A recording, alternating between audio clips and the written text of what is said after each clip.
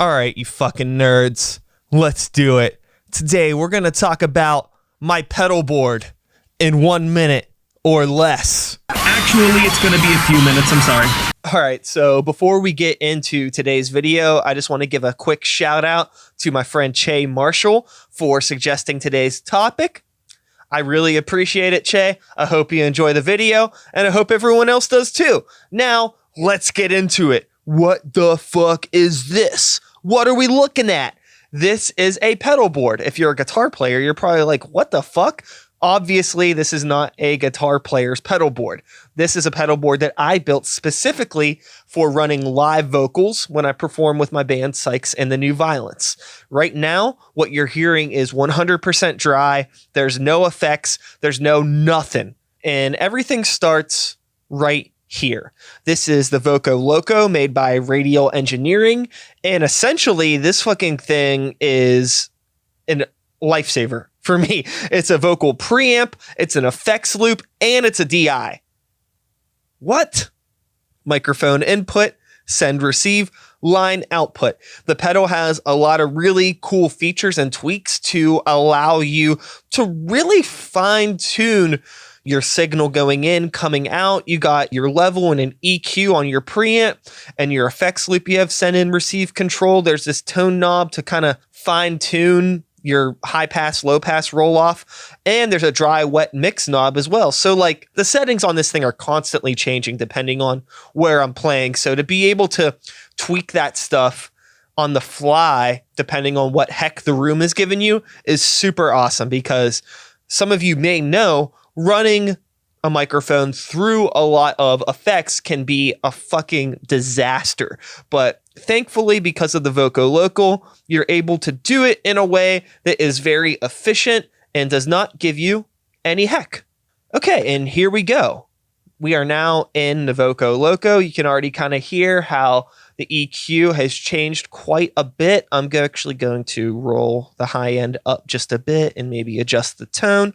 All right, I think that sounds pretty good for where we're at. This is a super cool pedal. Like you can see, you have your off, on if you just want to run it completely dry, nothing, back on, not a crazy volume switch. And then there's also a mute, so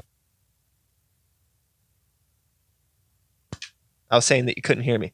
But these are all super convenient things to have when running your microphones through effects pedals. Having that kill switch is fucking crucial. So from the Voco Loco, we actually go straight into this Keeley Compressor Pro. Let's turn that on. All right, so now the Compressor Pro is on. These settings are a little bit abrasive. This is a super cool pedal because you have super tight control over your threshold ratio, attack, release, and your gain with these nice knobs. And then there's also these cool switches if you want to go a hard knee or a soft knee. I'm not really going to get into the fine tuning of what compression is and how to use it. I don't really know. I've been making music for like 15 years and I'm still kind of learning compression. But there's also this auto switch that I believe controls the attack and the release depending on what you're playing. I think that probably works a little bit better for somebody performing an instrument and not something as dynamic as vocals. Typically, I keep the auto off and I keep the knee on a hard, and then I will adjust as needed. From there, I'll dial it back. The whole first half of my pedal chain are all of my really abrasive effects. Everything leading up to this JHS little black amp. This is the Ranger Effects Bleep, and this pedal is, let's just turn it on.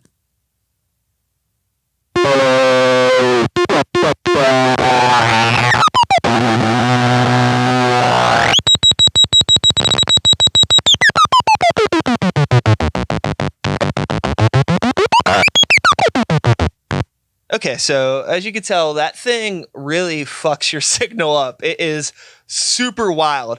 The pedal also comes with this fun little like foot switch that you could plug into the back. Let me find where that hole is at. And let's turn this thing back on and I'll show you what this thing does.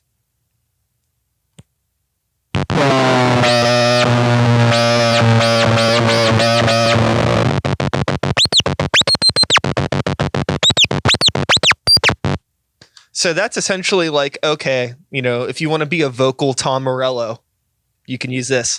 I typically use that with a lot of delay or reverb, and it sounds super cool when I'm doing like weird noise passages.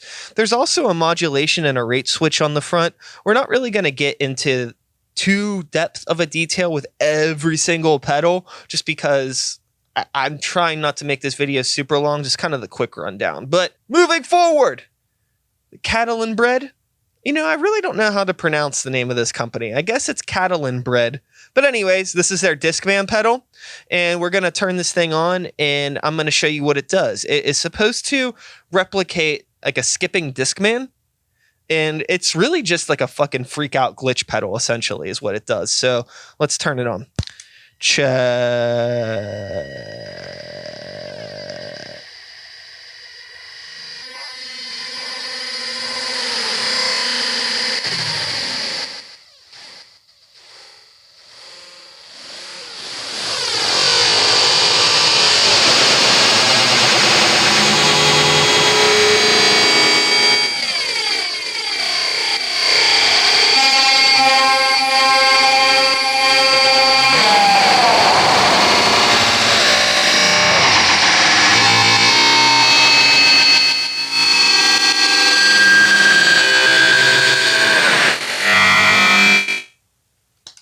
So the cool thing about this pedal is you can use it for like some really fucked up delay effects. Like, check this out.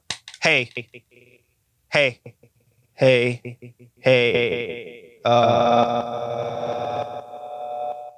check, delay, delay.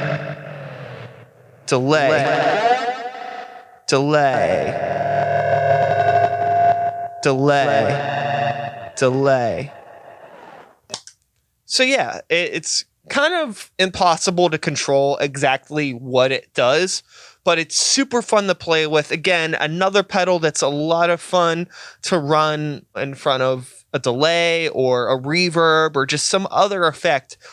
So next on the list is the ElectroHarmonix Monosynth. And essentially, you just run a monophonic note through it and it synthesizes it like this.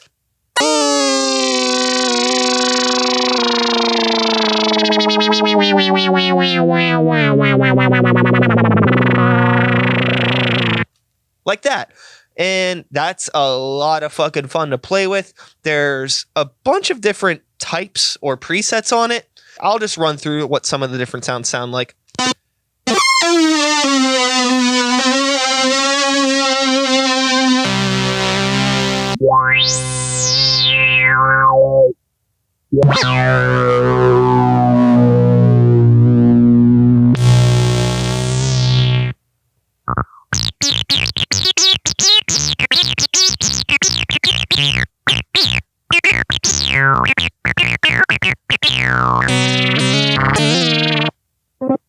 So that's that. This, I have found in my time having it on my board, is actually a lot harder to use than I was originally hoping.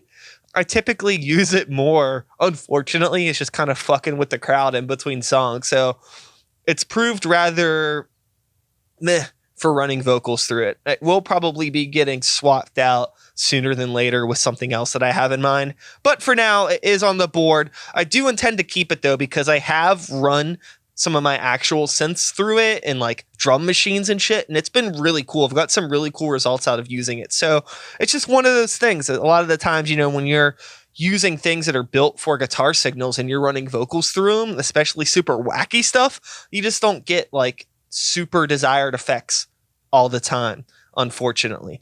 But it's all good. Shit happens. So with that being said, let's move on over to this. You probably know what the fuck this is. It needs no introduction. This is a Boss DS1. It sounds like this. Oh yeah, when you run that thing, you run it hot. I've heard a lot of people refer to this as the Beastie Boys pedal, which is super funny, or the Sure Shot pedal. It's funny how many people bring that up. And there's just something that sounds so fucking badass, you know, when you have the right beat and you really just want to give it that fucking effortless attitude. Just throw this fucking thing on it, be like, yo, here I am, and I'm rapping with the plan. Got a fresh beer in my hand, yo! things just sound cooler with distortion sometimes. I don't know what else to say about that. The next thing that I have in the chain here is the MXR Smart Gate. It's a noise gate pedal, and it has some pretty cool controls over like what EQs are going through it, plus this high trigger thing. And it really, really helps depending on the room that you're in. Again, you know, every room is different. Every PA system is different. And a lot of the times, you know, I'm constantly needing to adjust my settings on the Voco Loco, my settings on the compressor, and my settings on this to kind of get a good, balanced, even, clean signal. And right now, since I'm running this in a super controlled environment, there's no amplification whatsoever, just running through the headphones directly into the cameras. The noise gate is actually off. But if I turn it on, you could probably tell there was a slight bit of ground noise that is now gone. Let me turn it off. Let me see if you can hear it.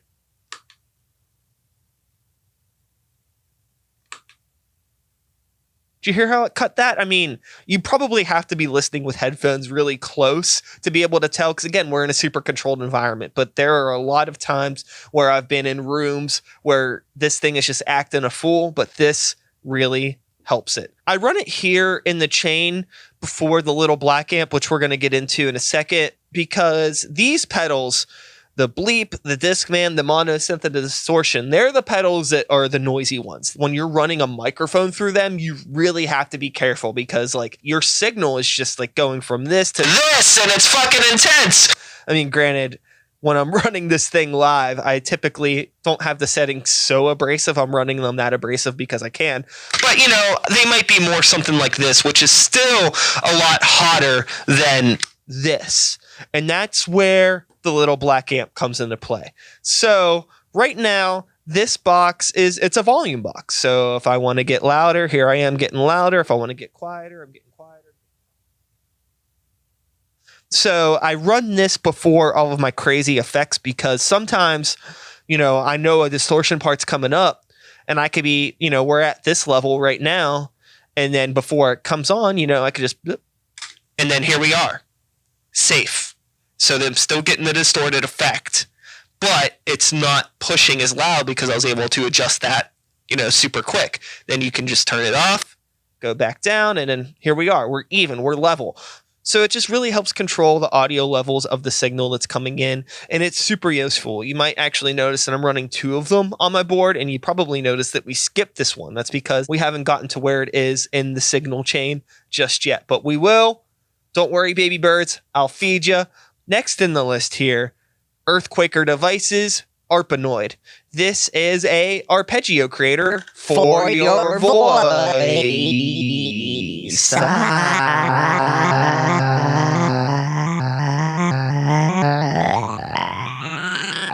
So I'm just being a little bit goofy there. I typically use it for doing really dramatic pitch shifts, and not so much for running an actual arpeggio through it. Because again, running vocals through this versus a guitar, you're not getting like a clean, consistent note. It's super fun to use in the ways that I use it, even though it's not typically what the pedal was built for. So let's turn the dry up and now give this a listen. A really weird delay. And you can control the rates, and then if you want to add some steps in, then you could get like, whoa, what the fuck is that? Or all that.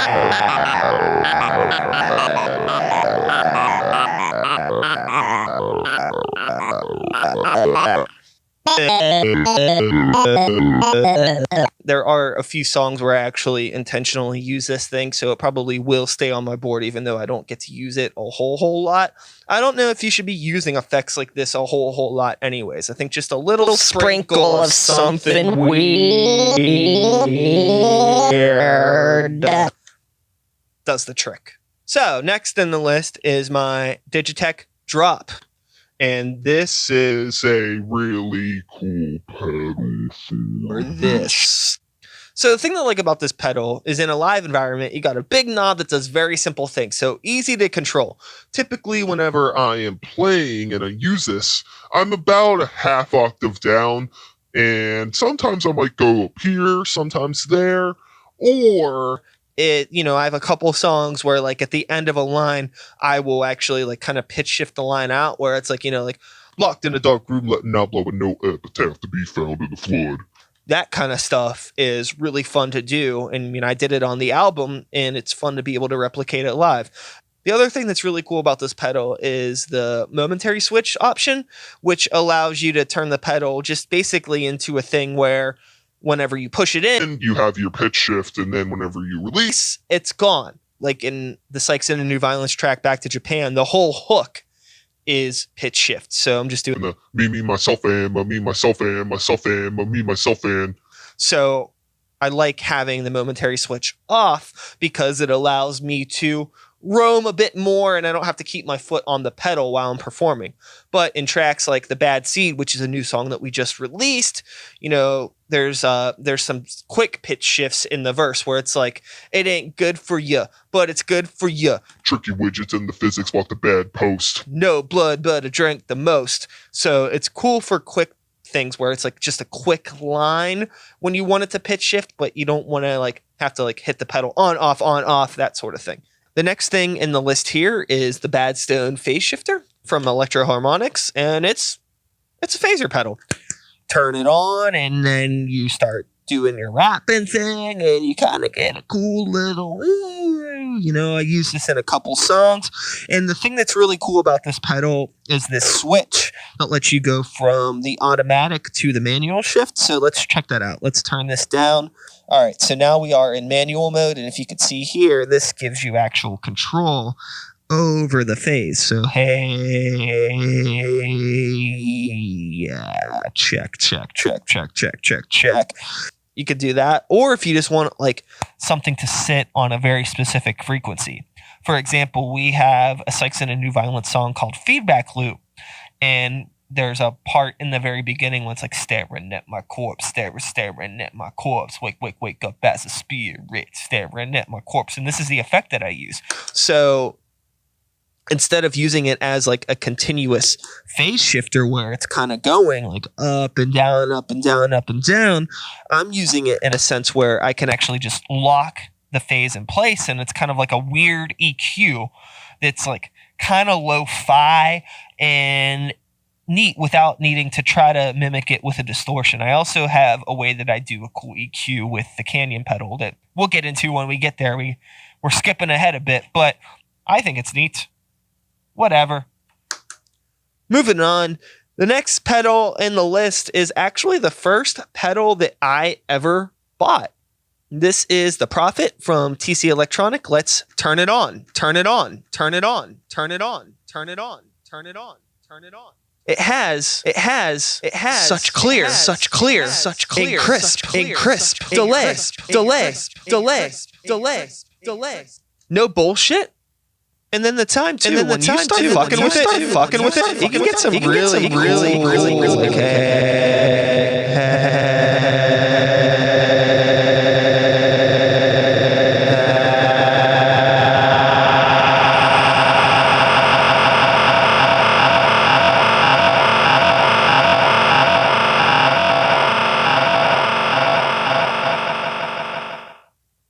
I just think it's a really clean, cool sounding digital delay. So even though I have the Canyon on my board, which we're about to get into, that has digital delay features, I like still just having this one pedal that allows me to do, very simple, basic delays with it. And I'll fight to the death to defend the Prophet's honor. All right. Next on the board is the ElectroHarmonix Canyon. And the main reason that I got this pedal was for fucking reverb. I'm talking reverb.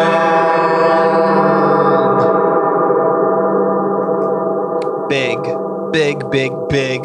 reverb. Fucking awesome. This pedal can do a lot of really cool stuff. I really like the tape delay on it as well. Let's use that. Hey. Delay.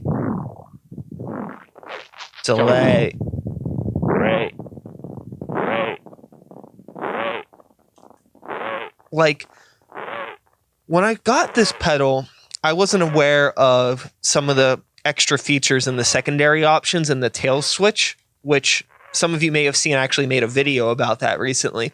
But, you know, with the tape delay and the secondary features, you can actually control like how grainy and distorted and fucked up that tape delay is. So did you like hear how just gross that sounded? Yeah. Yeah. Yeah. Yeah. Yeah. Yeah.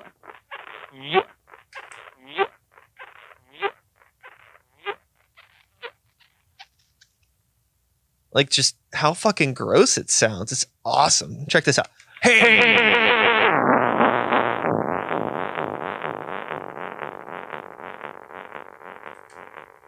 Like, oh, it just really crunches it up and it sounds fucking great. And then again, you know, with that reverb, the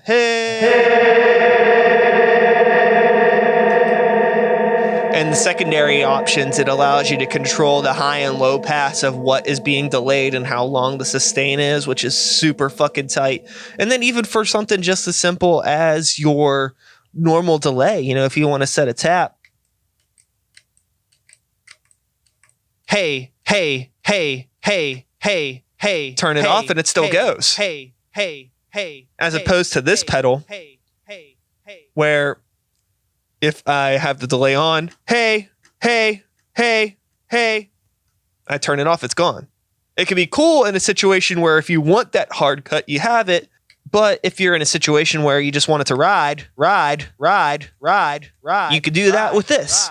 So that's another reason why I have decided to keep both of these on the board. I mean, this does a lot more than just delay. The other thing that I will use this pedal for is another lo-fi vocal effect, much like the one I was using with the phase shifter, that is also different from the DS1. It just has a different coloring to it.